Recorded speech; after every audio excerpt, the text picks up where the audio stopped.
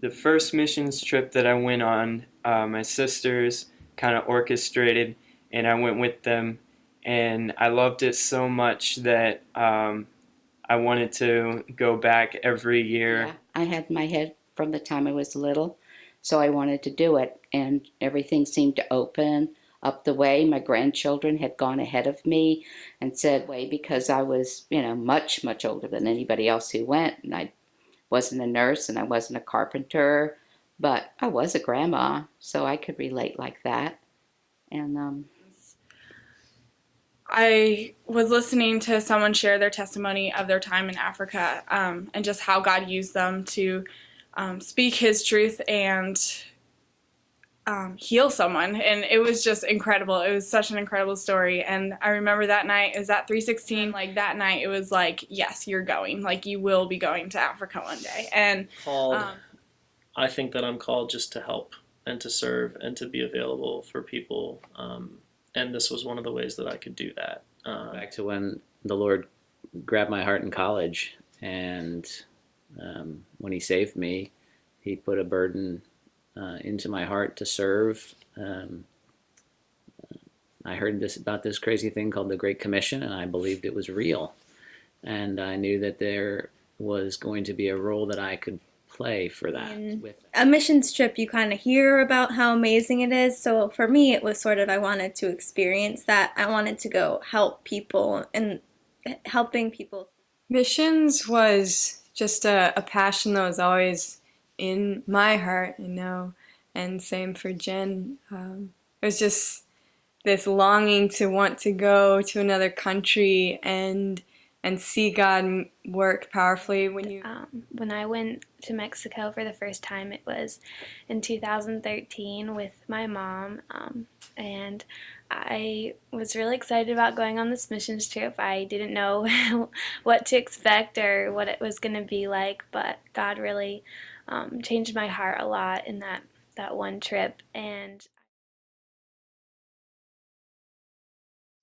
we went to help out a school/orphanage that's been, for the last few years, being built and being served by a number of different churches that will come in and offer service through people literally helping out and building the schools, offering money, helping the kids with vacation Bible school type activities, and just offering support through money, prayer, and actual physical labor. the following summer, I went to Haiti to really join my grandchildren and go as a cook and a laundress. And I got to meet a bunch of the kids at the orphanage there and stay with a family that had devoted themselves to full-time missions. So I learned a lot from them and was able to help with the children in the orphanage. And He said it's a medical missions trip, so he's a doctor, so he is able to go into the surgery. And as I'm a teenager, I don't have medical experience, so we do stuff more like working in the pharmacy or using my Spanish skills to translate and lead people around. Just this woman who has taken in like about 40 kids, and we're just going to spend time with them and just loving on those kids and holding those babies and yeah, just really being able to show God's love just through spending time with them and creating real relationships with them. And the older girl, Yesenia, she and I have a lot of similarities. So she loves playing basketball, she loves doing painting and baking and things like that. So this summer I really got close with her when I was there, and I was able to use like my gifts to be able to kind of pour out into her life. So it was a gospel crusade. We went out and played music in the villages and told people about the Lord and prayed for healings and salvation, and people received Jesus as their Savior and they were healed of their diseases and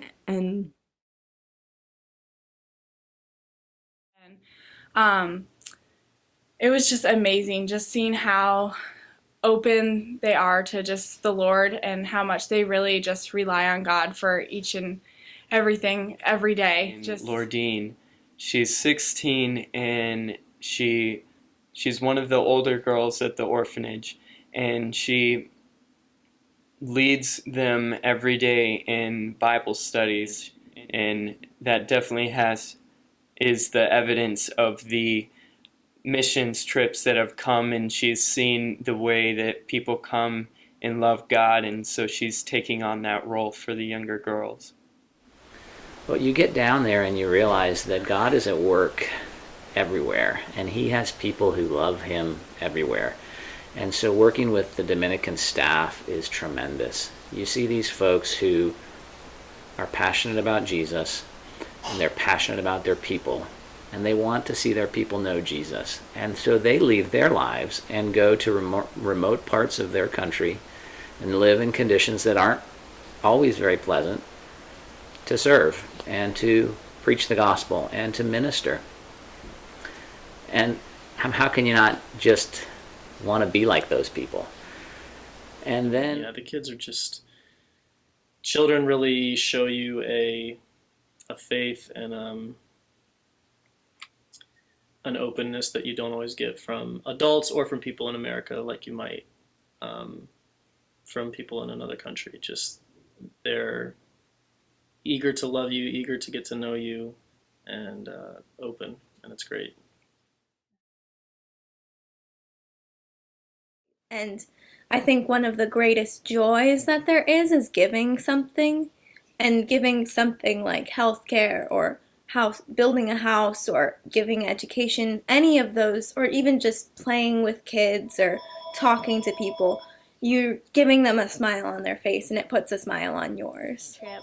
I would just encourage you to take that step of faith, because it's different for all of us. It might just be for a week, it might be for longer, 2 months, however God is calling you. But I would just say, go ahead and take that step of faith, because God will meet you, and he's going to shape you in a different way and use you and your abilities in a unique way for his purpose. It's just, you really get to be a part of furthering God's kingdom, and being a part of the work that's going on in wherever you go, whether it's Mexico or the DR or Haiti or somewhere in Africa or Asia. It's so awesome to just be a part of God's work there, and just really showing people God, his love. And Go back, and that picture of him with the little kid on his shoulders. I mean, how neat is that, to have a relationship based on the gospel with a big brother like that? It was precious. And felt like all of the kids that I went with both times, both places, had that special kind of relationship. And No replacement for that physical presence and that love or that embrace to an abandoned orphan or someone that is lost. And I just think it's a powerful thing to lay hands on someone and to pray with them, or to just sit and to be in fellowship with people that have been broken and hurt. I think there's no replacement for that. And to see his heart for his people, even the poor and the broken and the abandoned, just to see his love for them and to be able to show God's love for them in just a small, tangible way is so life-changing. And I think you will experience the love of Christ there. You'll be given the opportunity to share the love of Christ. And in the build-up and the lead-up and the process of going, you're going to be able to witness to your friends, witness to your family. I think every time I've gone on a trip, I write up a letter explaining the purpose of the trip, explaining that I love Jesus, explaining that I'm going to get to go serve and help and be a part of God's work there. And I get to give it to a bunch of my friends, and it's an exposure for the gospel message to get out. a taste of heaven, worshiping with people from other tongues. Every tribe, tongue, and nation will be in heaven one day, and just to worship with our brothers and sisters here on earth, and then see them one day in heaven is a great joy. That there's nothing like it.